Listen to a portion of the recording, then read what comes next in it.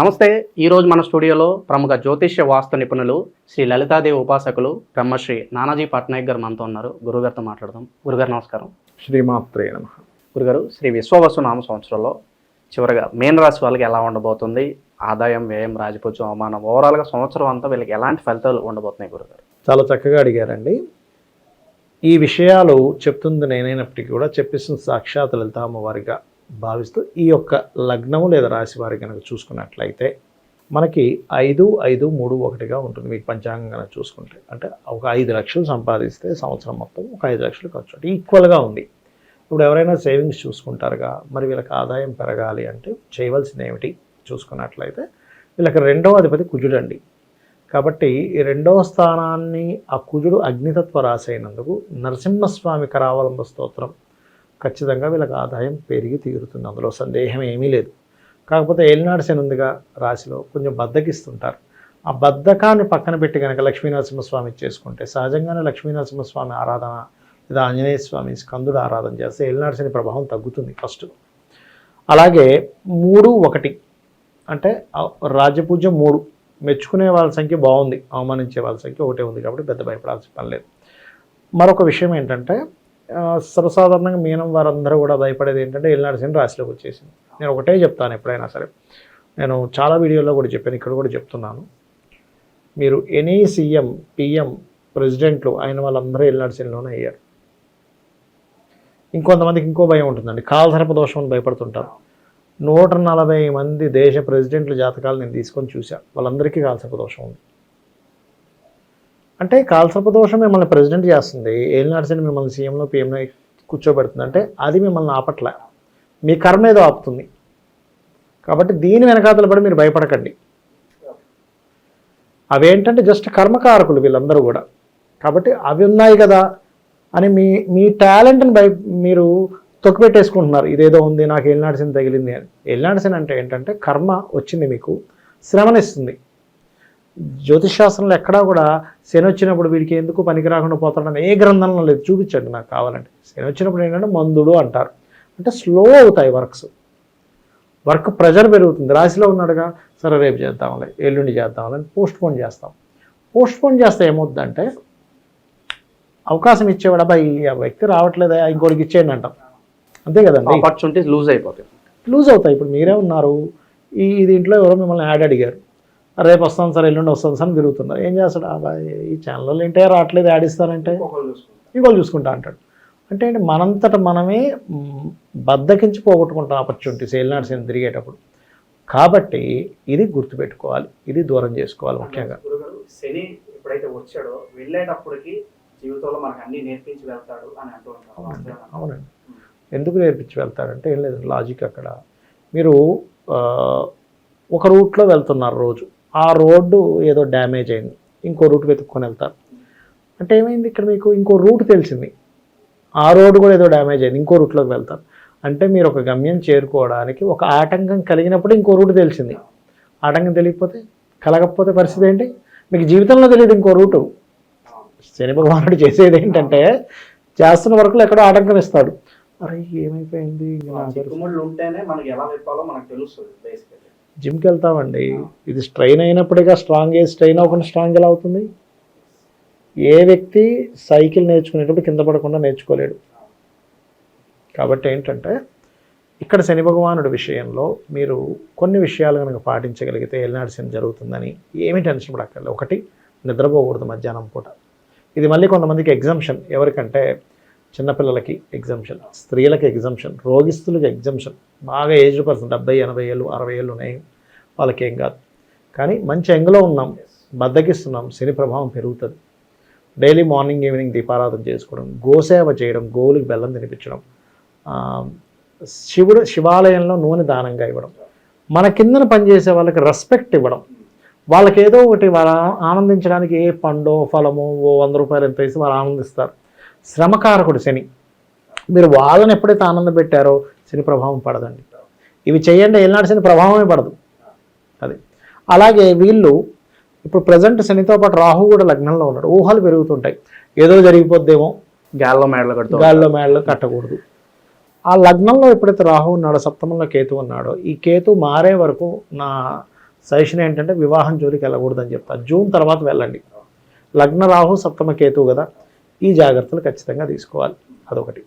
అలాగే స్నేహితులు share market విషయంలో జూన్ వరకు జాగ్రత్తగా ఉండాలి. ఎందుకంటే పంచమంలో కుజుడు నీచపడుతున్నాడు. ఈ జాగ్రత్తలు తీసుకున్నట్లయితే బాగుంటుంది. స్నేహితులకు డబ్బులు ఇవ్వడం కూడా జూన్ వరకు చేయకపోవడం మంచిది. ఇంకా ఒకటి, మనకు స్నేహం ముఖ్యం, నాకు ఈ డబ్బు రూపాయి, నాకు ఈ 10,000 ఎక్కువ కాదు, నాకు స్నేహమే ముఖ్యం అనుకున్నవాడు ఇవ్వండి. రిటర్న్ మాత్రం ఎక్స్పెక్ట్ చేయొద్దని చెప్తాను. దానం చేశాను, నా ఫ్రెండ్కి నేను ఇచ్చాను, ఐఎమ్ వెరీ హ్యాపీ, ఈ 10,000 ఇచ్చినందుకు అనుకుంటే ఇచ్చేసేయండి. రిటర్న్ ఎక్స్పెక్ట్ చేశారంటే గొడవ వస్తుంది. అది మెయిన్గా చూసుకోవాలి. ఈ సంవత్సరం మీరు ప్రాపర్టీ కొనుక్కుంటారు. మంచి ప్రాపర్టీ యోగం ఉంది. ఎందుకంటే లగ్నాధిపతి 4లోకి వెళ్తున్నాడుగా. ఆభరణాలు కొనుక్కుంటారు, ప్రాపర్టీ కొనుక్కుంటారు. ఏళ్ళనాటి శనిలో ఎలా కొనుక్కుంటారంటే కొనుక్కుంటారు. కాకపోతే ఫస్ట్ 3 months ప్రెగ్నెన్సీ లేడీస్ జాగ్రత్త పడాలండి ఎప్పుడు కూడా. అది మెయిన్గా గుర్తుపెట్టుకోవాలి. వైవాహిక జీవితం ఎలా ఉండబోతుంది గురుగారు ఈ రాశి వారికి? మొదటి 3 నెలలు సహజంగానే, 1 సంవత్సరం 3 నెలల నుంచి కొంచెం వైవాహిక జీవితం విషయంలో చిన్న చిన్న మిస్అండర్స్టాండింగ్స్ వస్తున్నాయి ఆల్రెడీ వీరికి. ఎప్పుడైతే పక్కకు పోతాడో బాగుంటుంది. ఈ పక్కకు పోవడంలో 2 మిరాకిల్స్ జరుగుతాయి. ఒకటి, వివాహ జీవితంలో ఉండే డిస్టర్బెన్సెస్ తగ్గుతాయి. రెండవది, వివాహాలు కుదురుతాయి పక్కకి రాహుకేతువులు జరిగినందుకు. ఈ కేతువు ఎప్పుడైతే 6లోకి వెళ్తాడో రాహు 12లోకి వస్తాడు. 12 రాహు ఏం చేస్తాడంటే విదేశీ యోగాన్ని ఇస్తాడు వీళ్ళకి. విదేశీ యోగం కేవలం ఏదో ఉద్యోగం కోసం మాత్రమే కాకుండా వ్యాపారం కోసం సక్సెస్ అవుతారండి వీళ్ళు ఇక్కడ. కాకపోతే వీళ్ళు మొదట్లో ఏంటంటే వీళ్ళకి ఏదైతే కొంతమంది ఏం చేస్తారంటే తప్పు క్యాలిక్యులేషన్ చేసుకుంటారు. అంటే అలాగా 1 కోటి రూపాయలు ఇన్వెస్ట్మెంట్ చేసేస్తున్నాను, నాకేంటి నెలకు 10 లక్షలు వచ్చేస్తాయి, 5 లక్షలు వచ్చేస్తాయి. బట్ రియాలిటీ ఎంతవరకు మీకుంది? ఎందుకంటే ఎల్నాడ్సన్ ఎప్పుడు కూడా శ్రమ ఇవ్వకుండా ఇవ్వడు, శ్రమ పడేలాగా చేసి డబ్బులు ఇస్తాడు. కానీ విచిత్రం ఏంటంటే ఎల్నాడ్సన్లో మీకు ఏదొచ్చినా అది నిలబడుతుంది, స్టాండర్డ్గా ఇస్తాడు. అది జ్ఞానం కానివ్వండి, డబ్బులు కానివ్వండి, కష్టాలు కానివ్వండి, కాన్స్టెంట్గా ఇస్తాడు. ఆయన గొప్పతనం అది. ఇంకోటి ఏంటంటే, సరే గురుగారు, మనం పెట్టుబడుల గురించి మాట్లాడుకుంటున్నాం కాబట్టి మరి ఏ వ్యాపారాలు బాగుంటాయి అంటారు మరి వీళ్ళకి సంవత్సరం అంతా కూడా స్టార్ట్ చేసుకోవాలనుకుంటున్నా? ఒకటి ఏంటంటానండి, ఎప్పుడు కూడా వ్యాపారం ఏది బాగుంటుంది అంటే వీళ్ళకి సర్వసాధారణంగా ధనాధిపతి ఎవరు, లాభాధిపతి ఎవరు అనేది తీసుకోవాలి, జన్మజాతకం చూసుకోవాలి. బట్ నేను ఒకటే ప్రగాఢమైనటువంటి విశ్వాసంతో ఎవరైతే అమ్మవారిని నమ్ముకొని ముందుకు వెళ్తాడో వాడికి ఖచ్చితంగా గ్రోత్ ఉంటుంది. అయితే ఇక్కడ లాభాధిపతి లగ్నంలో ఉన్నప్పుడు ఏ వ్యాపారస్తుడైనా ఆయన కొన్ని ఎలా ఉంటాయంటే వాళ్ళ వంశంతో వస్తూ ఉంటాయి, అవి కంటిన్యూ చేస్తూ ఉంటారు, కానీ సక్సెస్ ఉండవు వాళ్ళకి. అలాంటి వారు ఓం ఇంద్రగోప పరిక్షిప్త స్మరతూనా భజంగికాయై నమః చేశారంటే ఖచ్చితంగా వ్యాపార అభివృద్ధి ఉంటుంది, సందేహమే లేదు. నేను చాలామందికి మంత్రం చేసి ఏమంటే నిజంగా నాకు చాలా డెవలప్మెంట్ ఉందండి అన్నప్పుడు ఒకటే చెప్తాను, అయ్యా నువ్వు వదిలిపెట్టకు అని చెప్తా. చాలామంది ఏం చేస్తారు, కొన్ని రోజులు వచ్చిందని మానేస్తారు. అది చేయకూడదు. అది చేయకుండా ఉన్నట్లయితే ఈ సంవత్సరం వీళ్ళకి ఉద్యోగ అవకాశాలు బాగుంటాయి, గృహయోగం ఉంది, ఏళ్ళనాటి శని ఉంది అని టెన్షన్ పడకండి. అది ఇక చివరిగా ఆరోగ్యపరంగా మరి వీళ్ళకి ఎలా ఉండబోతుంది గురుగారు? ఆరోగ్యపరంగా అంటేనండి వీళ్ళకి 6వ స్థానంలోకి కేతు వస్తున్నాడు కదా. 6వ స్థానం అనేటువంటిది ఈ స్థానం పొత్తి కడుపు స్థానం. ఈ పొత్తి కడుపు స్థానంలోకి ఎప్పుడైతే కేతు వస్తాడో ఇది ఏం జరుగుతుందంటే ముఖ్యంగా కొంతమందికి డైజెషన్ ఇష్యూస్ రావడం, లేకపోతే ఏందన్నా కడుపులో మంటగా ఉండడం, తేనుపులు ఎక్కువగా రావడం, ఇట్లాంటివి ఎక్కువగా జరుగుతూ ఉంటాయి అన్నమాట. ఇది కొంచెం చూసుకోవాలి. ఎందుకంటే సర్వసాధారణంగా పూర్వజన్మ కర్మకారకుడు రవి. ఏ మీనలగ్నం తీసుకోండి, మీకు లైఫ్లో ఎవరితో ఎక్కువగా మీకు మెమరీస్ ఉన్నాయంటే ఫాదర్ అని చెప్తారు మీన లగ్నం వారు లేదా మీన రాశి వారు. ఎందుకు అంటే వీళ్ళ పూర్వజన్మ కర్మ అంతా కూడా సన్తో కనెక్ట్ అయి ఉంటుంది. అంటే వాళ్ళ కొడుకుతోనో లేదా వాళ్ళ తండ్రితోనో, ఏమండి మా తండ్రి గారి వల్ల నేను చాలా ఇబ్బంది పడ్డాను అంటారు, లేకపోతే మా తండ్రి నాకు అన్నీ ఎక్కువ అండి అంటారు. ఎనీ మీన లగ్నం తీసుకోండి, ఎందుకంటే వీళ్ళ జన్మే తండ్రితో జర్నీ చేసే యోగంలో ఉంటుంది వీరికి. గురుగారు, ఇక ఏళ్ళనాటి శని ప్రభావం నడుస్తుంది కాబట్టి సంవత్సరం అంతా కూడా మరి శని భగవానుడికి ఏ విధంగా వీళ్ళు పూజ రెమెడీస్ చేసుకుంటే బాగుంటుంది అంటారు సంవత్సరం అంతా? ఒకటే చెప్తానండి, డైలీ 2 times దీపారాధన చేయండి. అది ఆంజనేయ స్వామికి చేస్తారా, నరసింహస్వామికి చేస్తారా, స్కందుడికి చేస్తారా, అమ్మవారికి చేస్తారా, గణపతికి చేస్తారో మీ ఇష్టం. బట్ డైలీ చేయండి, మీకు 1% ప్రభావం ఉండదు. ఒక్కసారైనా ఆలయానికి వెళ్ళరండి, ఎనీ ఆలయం. మీ ఆరాలో ఉండే నెగిటివ్ ఎనర్జీ పక్కకు పోతుంది.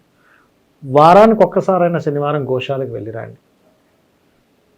అలాగే మీ పెద్దలు ఉంటారు, మీ టీచర్స్ ఉంటారు, వాళ్ళని ఒక్కసారి వెళ్ళి వాళ్ళ బ్లెస్సింగ్స్ తీసుకుంటుండండి. ఖచ్చితంగా ఇందాక నేను చెప్పాను, కార్మికులు, కర్షకులు, వాళ్ళని జాగ్రత్తగా చూసుకోండి చాలు. వాళ్ళు ఇబ్బంది పడ్డ రాశిని ఆగ్రహం ఉంటుంది, మధ్యాహ్నం నిద్రపోకండి, ఇవి మెయిన్గా చేయండి. సో ఏదన్నా దానాలు చేసుకోవాలంటే ఎలాంటి వస్తువులు దానం చేస్తే బాగుంటుంది అంటారు? శాస్త్రంలో చెప్పినటువంటిది ఏంటంటేనండి, నువ్వులు చెప్పారు, నల్ల నువ్వులు ఇవ్వాలని రూల్ లేదు, తెల్ల నువ్వులు ఇవ్వచ్చు. తెల్ల నువ్వులు, నీలం రంగు వస్త్రము, కేజింబావు శనివారం రోజు ఇవ్వచ్చు. రెండవది గొడుగు ఇవ్వచ్చు. చెప్పులు ఇమ్మని చెప్పింది శాస్త్రం. అదేవిధంగా నూనెని ఇమ్మని చెప్పింది, ఉప్పు ఇమ్మని చెప్పింది శాస్త్రం.